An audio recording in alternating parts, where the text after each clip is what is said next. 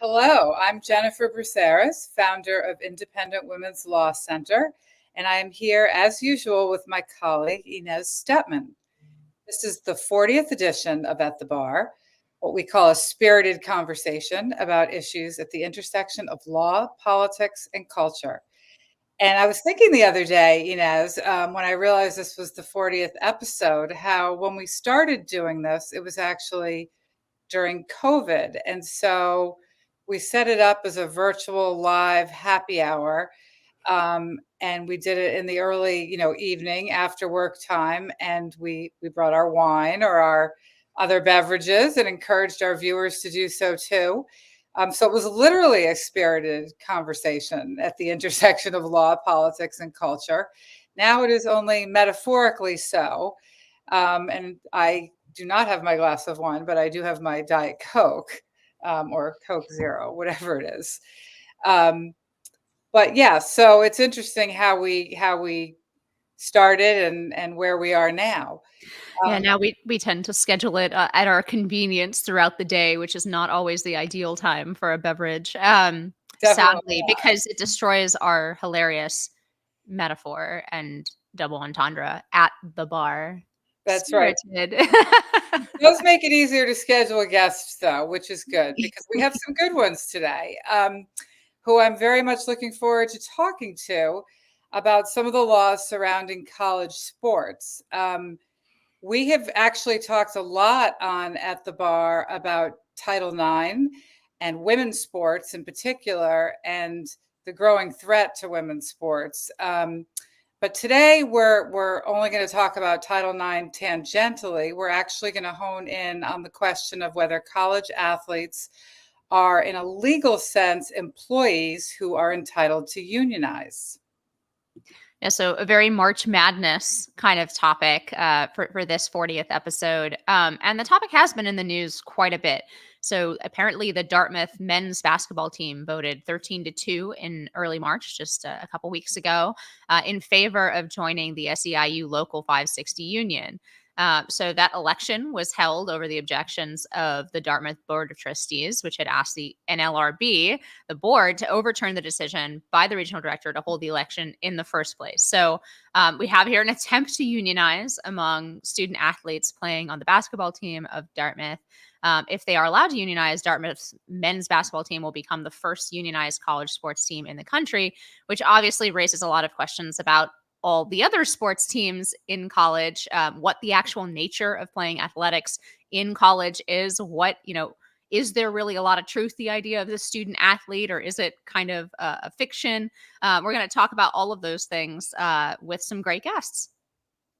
Yeah, so we have two guests here to help us dissect the legal and cultural implications of the Dartmouth men's basketball decision. John Wolohan is an attorney and a professor of sports law at Syracuse University. He is also one of the lead editors on two different books. One is Law for Recreation and Sports Managers, and the other is Sports Analytics, an applied look at how numbers are changing sport. And we also have with us Jeremiah Poff. He's a former education reporter and now political columnist with the Washington Examiner. He has previously worked for the Department of Education, the Cardinal Newman Society, and the College Fix. So welcome, gentlemen, to At the Bar. Thank you. Thanks for having me. We really appreciate you being here. I know you've both covered this topic generally and the Dartmouth situation in particular. I should start off by saying, in the interest of full disclosure, that I have not one but two daughters who were and now are student athletes at Dartmouth, both on the field hockey team. One has graduated, one is currently a student athlete at Dartmouth in her junior year. So I have a particular interest in this case. But why don't you start off, Professor Wolohan, and just kind of give us the background of what happened at Dartmouth and the legal context into which this, story arises. Sure. The basics of it are that the athletes at Dartmouth, the basketball team in particular, asked the NLRB to intervene and conduct a certification vote. And what they did is they argued that they were employees because of the relationship that they had with the school and the coach. And under the common definition of an employee, or what the National Labor Relations Board was looking at, they were looking at whether the school had significant control over the athletes, whether the athletes were being compensated for the performance of the work, in other words. And when they looked at those two factors, the regional office out of Boston found that the Dartmouth athletes were, in fact, employees. The interesting thing about the Dartmouth case is that Dartmouth's student athletes, as you would know, they don't get paid. They're not on athletic scholarships. So there's no compensation. The board found that it was enough compensation for them with the kit that they got. So all the swag, the sneakers and things like that, that was enough. So they said, there's maybe a couple of thousands of dollars in sneakers and other things like that they might get throughout the school year, shirts to wear at events, meeting with alumni, that in itself was enough to make them employees. And the reason Dartmouth is significant, again, is because we had this same case 2015, 2014, when the regional office in Chicago found that the scholarship football players at Northwestern were employees.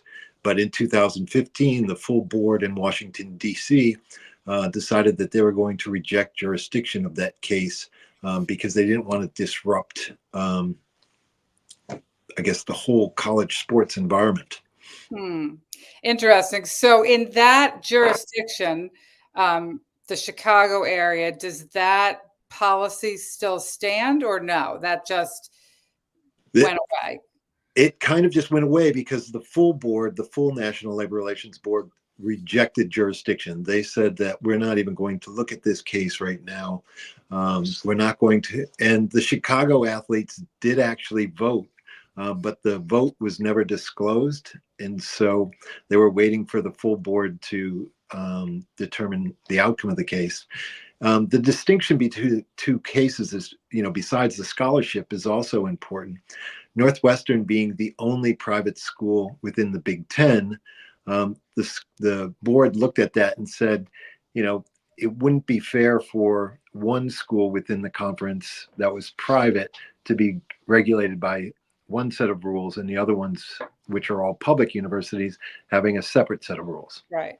Well, you raised two very interesting issues. The first, I think, having to do with scholarship.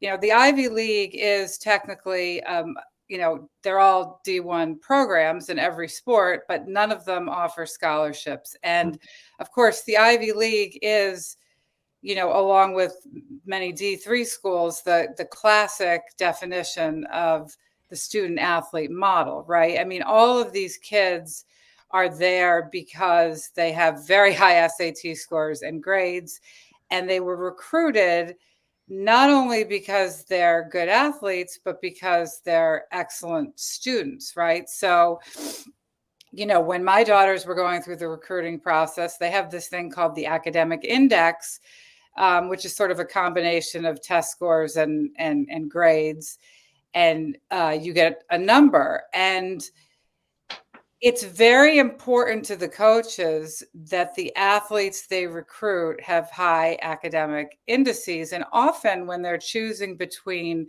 players of, similar athletic capacity, the kid with the highest academic index gets the spot. And so this is, it's not a situation like, the big state football programs where the kids get there and their primary job is to be the best athlete they can be and to win games. I mean, of course, they want to do that at Dartmouth too. But their priority is really to get an education. So I think interesting you say that, because the Ivy League students have actually filed an antitrust lawsuit against the Ivy League, claiming that by denying them athletic scholarships, they're violating the antitrust laws as well. So they Well, do. that may be in the sense of, there's a lot of, shall we say, collusion between the Ivy League, not just in terms of sports, right, but in terms of a lot of things. Yeah. I would argue, and so that may be the whole reason they don't want to offer the athletic scholarships is because they firmly believe that academics come first. But the other point you raised about private schools versus public schools is an interesting one to me too, because it seems nonsensical to have any regime governing college sports that treat some members of a conference differently than others, like the NLRB said. And so one question, and we can talk about this later, I guess, is whether there has to be a one size fits all approach. But I want to bring Jeremiah in and just ask, so technically, if you apply sort of the common law definition of employee, you could make a very strong argument that these kids are employees of the school, but at the same time, that sort of makes no sense. And I know you've argued that it makes no sense. Tell us why. Well, the difference between a regular employee and a student is that under normal circumstances, you're paying the institution to attend it, and you're getting an education out of it. So on the first level, what you're doing by treating college athletes as employees is you're separating them from the rest of the student body as a matter of legal protections. So that's the first issue. The second issue is that this is a voluntary activity that they are participating in.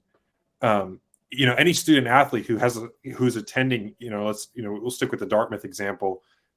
They can quit the team and still go to the school at any time. They're not obligated to stay on the team in order to attend the school. Right. A lot of them do, to be honest with you. Right. And so it's a fundamental change of in relationship between the student and the institution. And it has, pretty broad effects. And as was mentioned, if we're talking sneakers and t-shirts are the reason why you're considered an employee, well, then every student at the school should be considered an employee. And why are they being required to pay for an education that they're not, that they're allegedly, are employees of? So, well, to me, it seems like a pretty outrageous assertion, honestly. To think that, we know there are leftists who make that assertion even with regard to students, right? There's this notion of student union, right? On campus. mm-hmm. There's a couple of follow-up questions I have for the both of you, because and it all involves what's the standard for an employee? Because like you said, this seems like it would extend well beyond in trying to fit student athletes into the definition of employee. I mean, I can think of a lot of circumstances out, beyond the university context in the business world where, for example, there's a promotion deal and somebody gives somebody some free merchandise, right?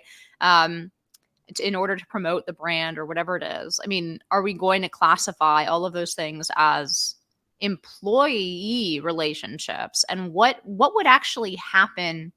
What would be some of the consequences if this was allowed to go through? And, and I know that there would be really different consequences for, say, some of those big state schools you're mentioning with these huge athletic programs that are making millions of dollars. And then the vast majority of universities that really aren't making money on these programs. And these programs really do exist as sort of student athlete fun competition. It's not on the level, but some of the other programs seem just one step away from professional sports, just like from the outsider's perspective. Well, you could argue, for example, that, they're like the I don't know what they call it, but the Yale Symphony Orchestra, for example, or some of these other clubs that are highly competitive.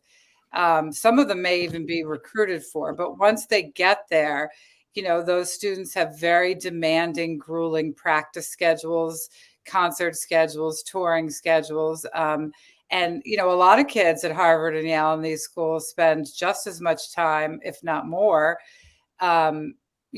pursuing these activities that benefit the reputation of the school, more time even than some of the athletes, to be honest with you, because athletic practices, the number of hours you can spend a week on athletics is limited and regulated by the NCAA. Not so with the symphony.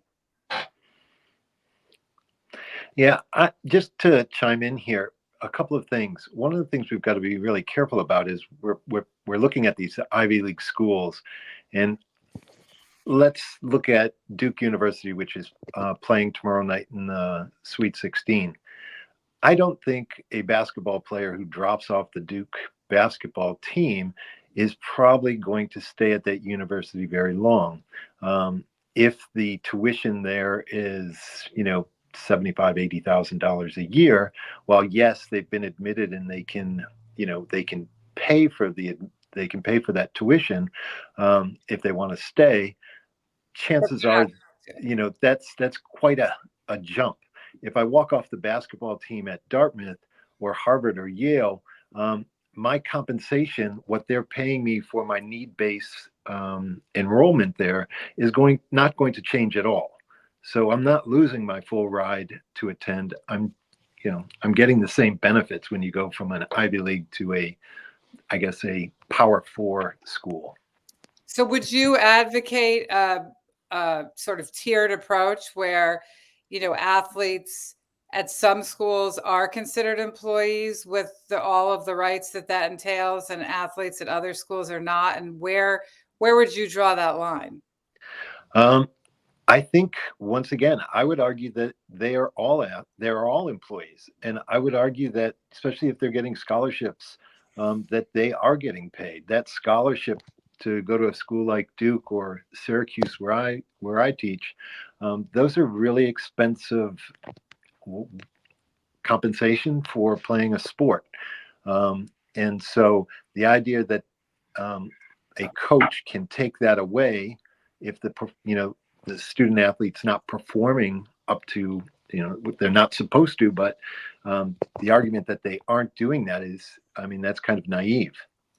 Let's talk a little bit about what unionization would mean and what the student athletes seek to get out of unionization. I mean, the kids at Dartmouth say, they're looking to be paid $20 an hour and get health insurance. But first of all, what would the collective bargaining process look like for students? Who would they be bargaining with? The school, the league, the NCAA? And also, what kind of odd incentives does that set up? I mean, you talked about, alluded to the unfairness of a coach not paying someone anymore if they weren't performing. Well, coaches want to spend their scholarship money on the players that are going to help them win. So won't it impact, the competitiveness of the team? I don't know. Just throwing that's a lot of questions. But honestly, I think the biggest effect that it would have is it would kill all other sports programs, because most of these other big schools, most of the sport, men's basketball and football, fund basically the entire athletic program. And what that does means that, the kids who's on the swim team or the track team, they're not, that team doesn't generate revenue at all. And most so, people don't, yeah. Right. And so if you have a situation where the football program has to start paying, their overhead jumps significantly because now they're paying, $20 an hour with insurance and all this, you're going to have to, there's schools that are going to be like, well, we can't afford to have these other programs anymore because, the money's we're focused on what's going to make us money in this case. And, football and basketball are it, which then starts to raise a whole bunch of Title IX issues, because then you have imbalanced sports programs because, in reality, the vast majority of women's sports programs do not generate anything. It's changing a bit for women's basketball, but and a little bit for gymnastics, but by and large, they don't make any money. So you have and then those student athletes are then, well, do we get to unionize? And then the whole program will just get cut. Yeah, one of the things, I mean, I think there's I'm not sure. I guess personal position, I'm not sure whether I'm in favor of unionization or not. I do believe that they should be unionized and that they are employees. But I guess I'm not as negative on the union as some people might be. I also don't believe that the added cost is that extreme. So, I looked at it at maybe $16 an hour. And if we go up to 20, we're talking what, 12, $15 million extra, which is, I mean, I don't want to say that that's not a lot of money, but in certain programs, that's nothing. Certain schools, that's nothing. We see, especially at the Power 5 level, we see those programs making hundreds of millions of dollars, in their athletic department is generating that much. And so if all of a sudden they took, $15 million and distributed that to the student athletes, I don't think that would hurt anyone. I know the Big Ten and some folks out there have argued that television rights should be distributed to the students. And so if the NCAA took its billion-dollar television contract and split that with student athletes all the way down to Division III, once again, I'm not sure the impact is going to be so severe at the individual school level. Yeah, I mean, it's interesting because one of the things that, unions bargain about with employers, it's not just wages or health insurance, it's quote unquote working conditions, right? Mm-hmm. So in this case, I mean, let's go back to the Dartmouth example, because frankly, most student athletes are student athletes and not, football players at the University of Alabama trying to make it to the NFL. So let's say the Dartmouth men's basketball team, their union negotiates something related to working conditions about the quality of their locker room and, or, the type of meals they get on the road. Well, if the women's basketball team either isn't unionized or is represented, as a separate bargaining unit, and their bargaining unit doesn't bargain for those same upgrades and working conditions, I think the university has a huge Title IX problem on its hands, because you're kind of damned if you do, damned if you don't, right? Like, women tend to bargain for different things. So taking it out of the college context, with USA Soccer, the women's soccer team, they historically bargained for salaries and like paid time off and maternity leave and things like that.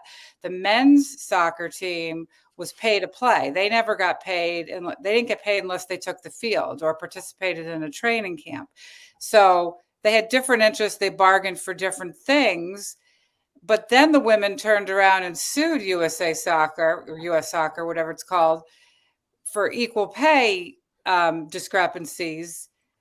But they had bargained for a certain contract, and during COVID, they all got paid and the men didn't get paid, right? So sometimes if you have the men's team and the women's team that are bargaining for different things, they end up with different things, and then that puts them, puts their quote unquote employer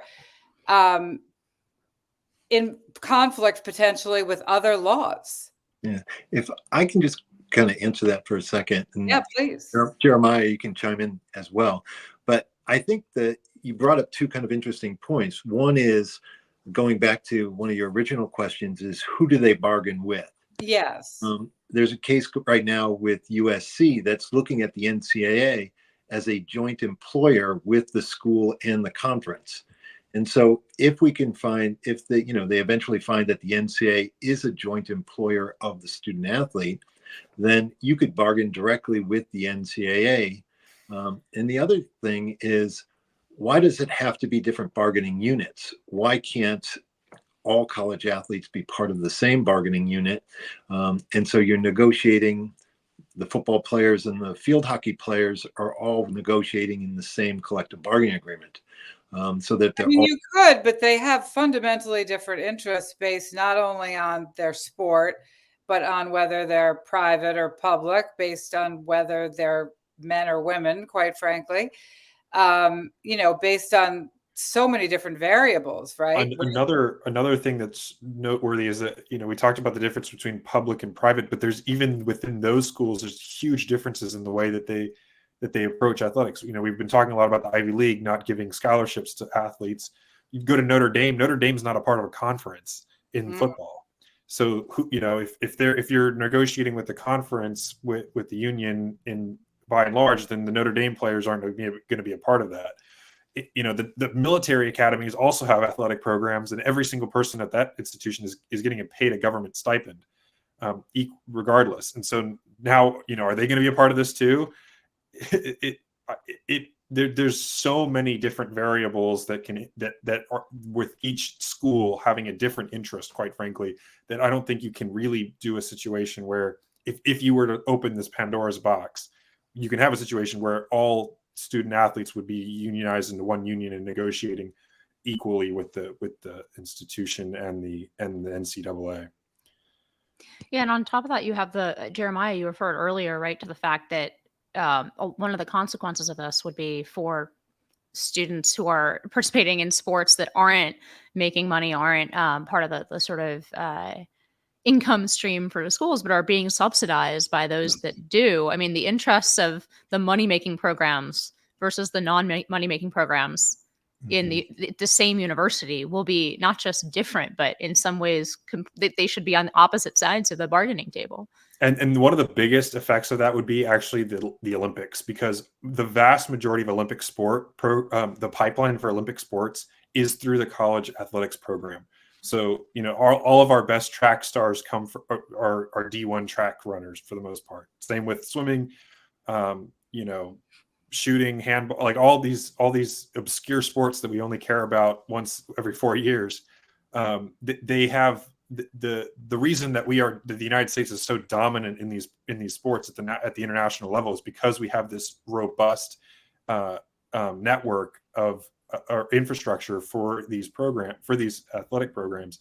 And if you cut them, then you could see a significant drop off in those programs and the amount of money that goes into them because the only institution at that point that would really have an interest in funding them would be the U.S. Olympic Committee. John, I'm curious, as somebody, again, who's coming at this, like, I played very briefly, like a little bit of D2 sports, but I don't have a sort of personal stake in this, and I'm not a big sports watcher. So I'm coming at this completely sort of without any background information. It seems like you think the case, though, at least in some programs, that these students are in some ways, they look like employees. I mean, would you lay out that case for us? Because you're kind of referencing it in passing that you don't think this is crazy in certain circumstances. So what are those circumstances that make you think, hey, actually, this looks a lot like employment? Go back to the Northwestern case. And the regional office in Chicago was kind of looking at the control that the coaches and the schools had over these athletes. The hours of work that they have to be in before they go to campus or before they go to class.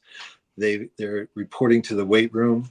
They're going to class, coming back for lunch. Then they're practicing. After dinner, they go to film sessions. They go to bed. Very little time to study. So let me just jump in here for 1 second and say that the underlying presumption behind looking at that as work is that it's not enjoyable or leisurely in any way. And I mean, to some extent, it's true. It's being a D1 athlete is a commitment and an obligation, but it's also a lot of fun. And, you know, my daughters love going up for preseason. They get to be on campus with, you know, just the other fall athletes. And as freshmen, they got to move in before everybody and get to know the lay of the land before the other freshmen got there.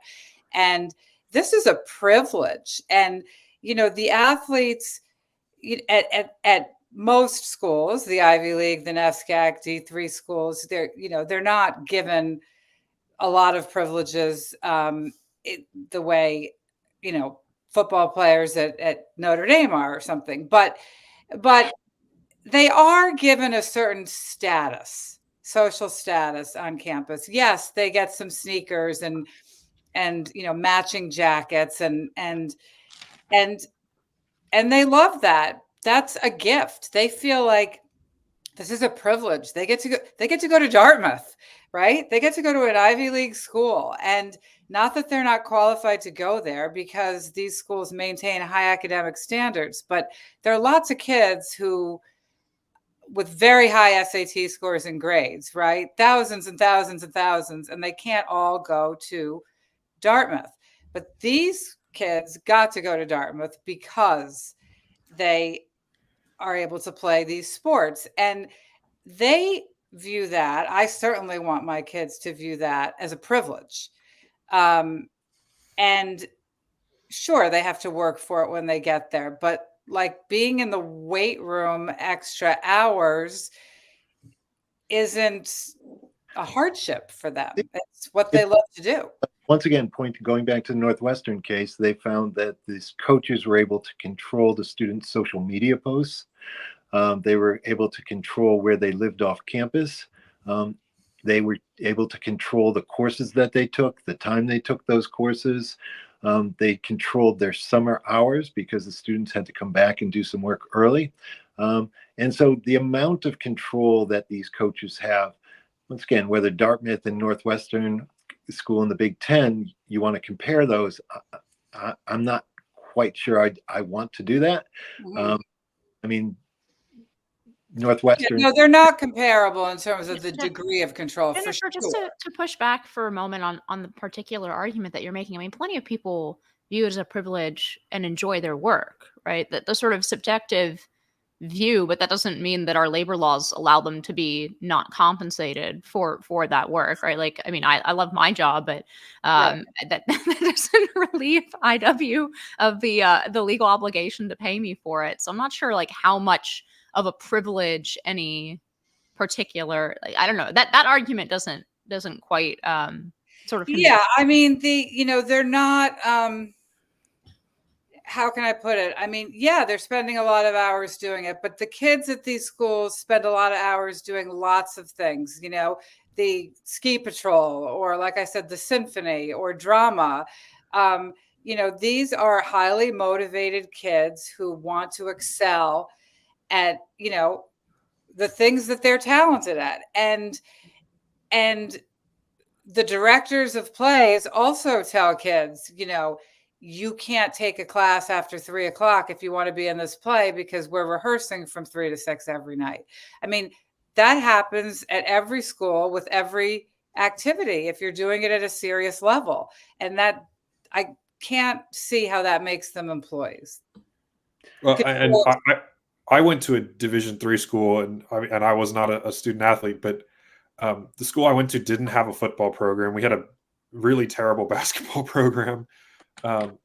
But you know, for those student athletes, they didn't, I mean, they were students. It was very clear that they were students first rather than athletes first. And that's the difference, I think, one between a lot of the D1 programs and the D3 and, like, you know, other schools. Sure. Is that in a lot of cases, you know, at the University of Alabama, you're an athlete first rather than a student first, quite frankly. But you know, the degree of control that the coaches and the athletic programs may have on the students, you know, life, you know, I think, you know, scheduling aside, you know, if you're saying you shouldn't take this class because it's not, you know, you should take this class because it's more useful for what you want, you know, for your student athlete. I don't know if that's how that works, but it's more of a timing thing. Like, yeah, they don't want I think that's totally reasonable. And well, it's not just timing. It's we can't let you take this class because it's difficult.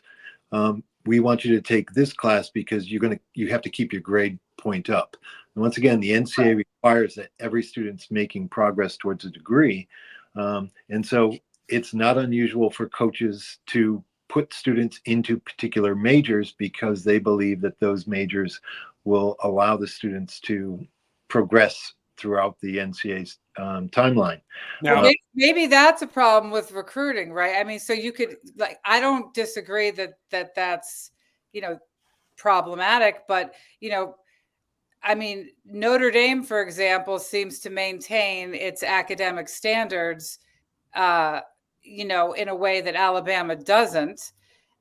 We keep coming back to those two schools, they but get blown out in the playoffs. right. Well, I mean, but the point is that, you know, that they could say we're going to recruit kids who can do the work in any class they take here. The fact that they don't do that, I don't know that unionization solves that problem. I mean, that is a problem, but I don't know that unionization solves it. So what about the elephant in the room to me in terms of just like forgetting for a moment about the you know the board standards, just on a gut level, the element to me that weighs in favor against many things that I think you guys have brought up, all three of you, against the idea that these are or ought to be considered employees, is that some subset of these programs, right, are making hundreds of millions of dollars off of the you know labor of these athletes. Those are exactly the programs that we haven't been talking about except in passing, right, where oftentimes those athletes are treated as athletes first because they're extremely valuable money-making assets to the university. It seems like that's the strongest case for why. I mean, if the university is making, let's say, I don't know, I'm just making these numbers up, but like, let's say the university is making, you know, $10 million off of some star athlete, and yeah, he gets a scholarship to the University of Alabama to take courses directed by his coach that aren't particularly difficult. You know, it does seem like the university's making a heck of a lot of money off of the labor of somebody that they're not kind of adequately compensating with a degree. I think that would have more salience before the Supreme Court allowed student athletes to make money off of the name, image, and likeness. But because before the NCAA didn't, you know, basically owned everybody who signed the dotted line to be a student athlete. Now, you know, when you are a student athlete, you're afforded a platform that you otherwise wouldn't have. Like there's a certain level of fame that comes with that, especially at these big programs. And so, you know, a lot of student athletes are making millions of dollars now while they're in college. You know, are they going to be part of the union? They're going to get $20 an hour. You know, like that to me seems really, really unfair. Because there are students are making millions of dollars. Let's be clear about that. The average student makes about $50 in NIL money. So they're not making millions of dollars. There's a big disparity, right? There's some that, right. You know, There's some who are making. Sam Hartman has his, you know, deals, and you know the kids at Notre Dame who, you know, are swimmers don't have their deals, right? But so one argument is that unionization would help level the playing field and give even the athletes who aren't famous enough or pre-professional, give them an opportunity to make some money, right? It would level that a little bit.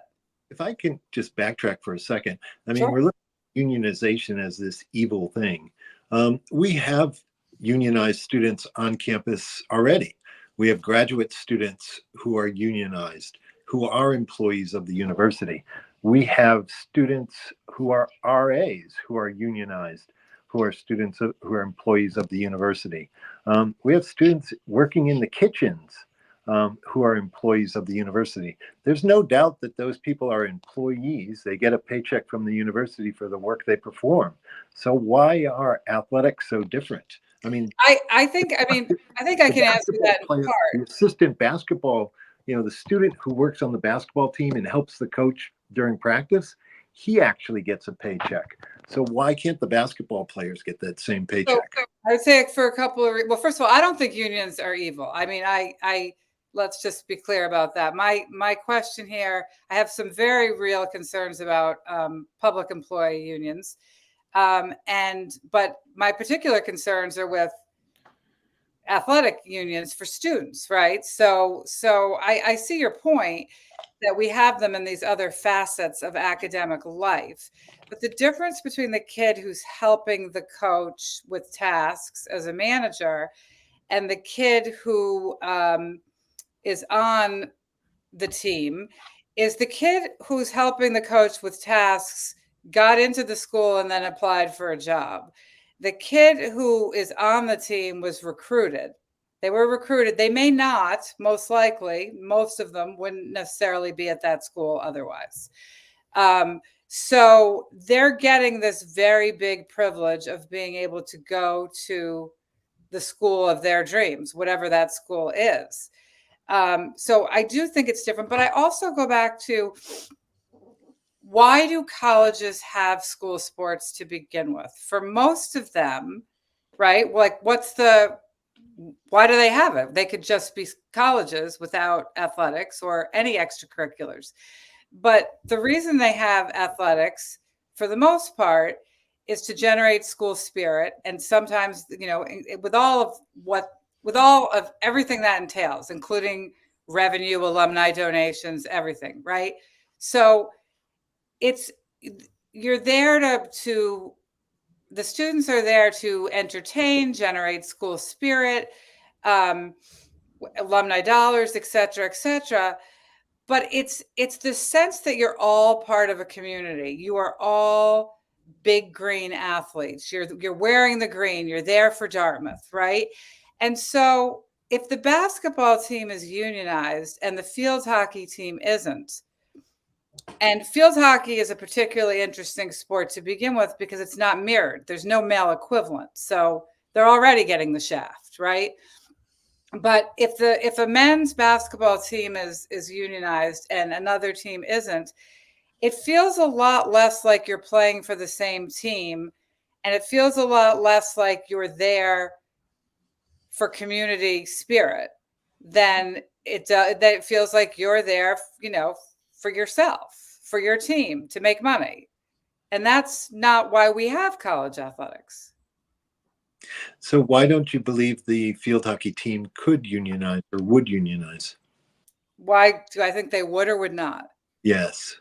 I mean, why wouldn't they? If the basketball team is considered employees and the field hockey team could unionize as well.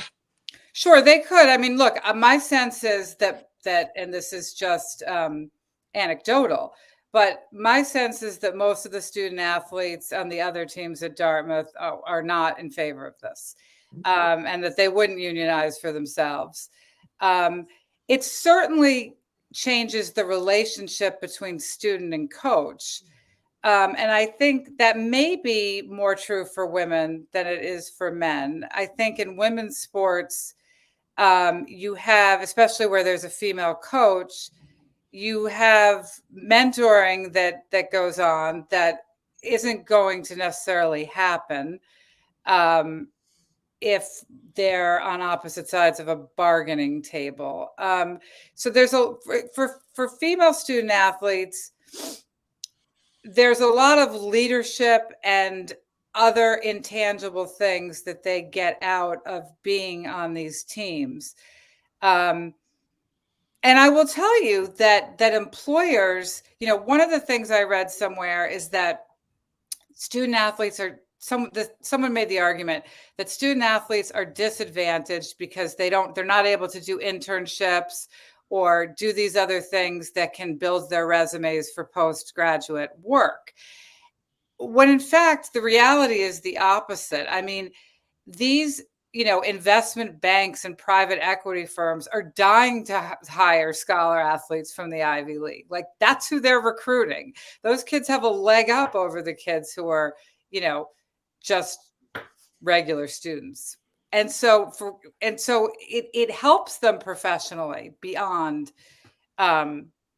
their time in college. It's another benefit that they already get that you can't really quantify the monetary value of that. I mean, I guess so an economist could, but I mean, when we're talking, Ivy League education, um, once again, that's one of the arguments about student athletes not becoming employees is that they received this education. They're already compensated. Um, to kind of poke a hole in that myth, we've got a group of students, playing basketball tonight. I think North Carolina State is playing, and I don't want to pick on them. They're playing in the second round of the NCAA tournament. This is the third week in a row that basketball team has been on the road playing basketball games. What kind of education are they getting? Are they spending a lot of time in the classroom? Well, during finals, no, right? And that's That could be that's true of the Yale swim team as it is of, right? I mean, during NCAA's, that yes, they're missing classes, and that's true. but this NCAA swim championship isn't a month long. Yeah, I mean, there are hockey playoffs and other sports that have longer playoff seasons. But yeah, you're right. I mean, so every sport's different, and that may be an argument for making the playoff season shorter, for sure. That may be an argument for the NCAA imposing stricter rules about time that you're allowed to devote to play or practice or whatever. Like, I don't disagree with you that those things are But they problematic. would never do that It because almost, it's like, I mean, that's lost revenue.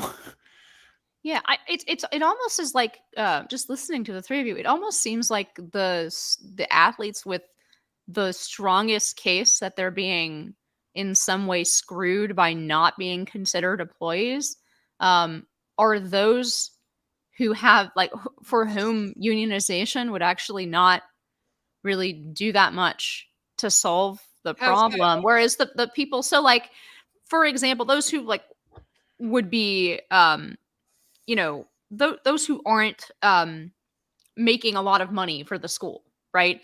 And probably, I would guess, it goes along with the fact that the more professional a program is and the larger the program is, probably the more intense the hours and the time away from class and the emphasis of practice over class time and et cetera, et cetera. I'm not saying it's a perfect correlation, but if I had to bet, I'm guessing that those things run more together than apart, right? Um, Whereas, like, it seems like the rest of the student athletes who really look more like student, like with emphasis on students, they also seem like they are being, even not as employees, quote unquote, fairly compensated, right? They're compensated by all the things that Jennifer is talking about, starting with the sneakers and the t-shirts, but also, going to scholarships to elite universities, having opportunities to travel and get recommendations that matter later in life, right? All of those things seem like they compensate quite well for the person who is putting in the 30 hours or 40 hours a week in this program, but is also a full student and doing all those things, and isn't making millions of dollars for the universities. Whereas the kids who are in the University of Alabama football team, they are able to make a lot more money than unionization could ever give them through a lot of these deals outside. And it doesn't seem like their interests are much in common with all the other student athletes that we're talking about. It seems like fundamentally we're talking about people with very, very different, quote unquote, quasi compensation packages from various sources. No. Yeah, No, well, that's one of the reasons that I don't think there should be a one size fits all approach to this, right? So I don't necessarily think the answer is student athletes should never be able to unionize or student athletes should always be able to unionize. I think there might be very particular circumstances in which student athletes, absent a union, um, are taken advantage of, and therefore the union might be the only way for those students to assert their rights and not be taken advantage of, not unlike factory workers in the 1920s, right? So I think it depends. I might bring something up that for conservatives might be a little bit of a freak out moment, but I don't think that government regulation here is necessarily a bad thing. And I think that there could be some ways where Congress or the Department of Education should really look at how this relationship is between athletes and students, and come up with a framework for addressing this issue, so that you have a situation, you don't have situations where your coaches are telling students student athletes which classes they have to take, and you don't have the NCAA saying you're going to be out of class for 4 weeks because you're in the NCAA in the basketball tournament. I think that there could be possibly a role for a government intervention there.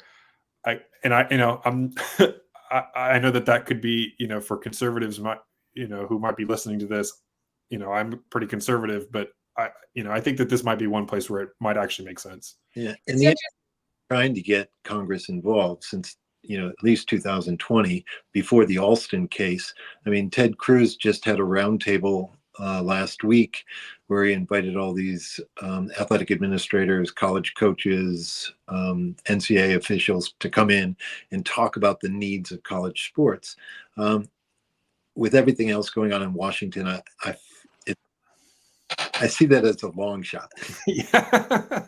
Well, and the other thing is, I see it as, like everything being so polarized, I don't hold out much hope for sort of a particularized approach. It does seem like you have Burgess Owens saying this is an existential threat to college sports. And you have, Chris Murphy from Connecticut introducing bills like everybody has a right to organize. And it doesn't seem like Congress is really interested in kind of parsing the different types of educational settings that might make, unionizing seem reasonable, and those situations where it seems unreasonable. Like I think to a certain extent that is true in some ways. However, there's been like a half dozen hearings on NIL and college sports over the last 2 years, and having watched plenty of congressional hearings, the tone of them is a lot less confrontational and partisan than a lot of the other ones that I've seen. So I think that there is a potential bipartisan consensus about the need to do something that, and there are a number of bipartisan bills on this that have been introduced. Now, it just isn't a priority for Congress at this point. And Right. That's really why I kind of agree with Professor Houlihan that this is not going to happen, because it's just not a priority, really. Mm. And it would take really, I think it would take like high up partisan leadership in one of the chambers of Congress, or even in the White House, to push forward with something in order to get something like this actually passed. Yeah. All right. Well, to be continued then. Yeah. We will have you back if Congress does move on anything like this, so we can discuss it. But thank you both for joining us. Really appreciate it. Really appreciate your expertise and your differing views. At the Bar is a production of Independent Women's Forum. It's available for viewing on Facebook, YouTube, and IWF.org. And you can also listen to it as a podcast on iTunes, Spotify, iHeartRadio, or anywhere else you get your podcasts. We hope you'll join us next time for another spirited conversation about issues at the intersection of law, politics, and culture. Until then, cheers. We'll see you next time.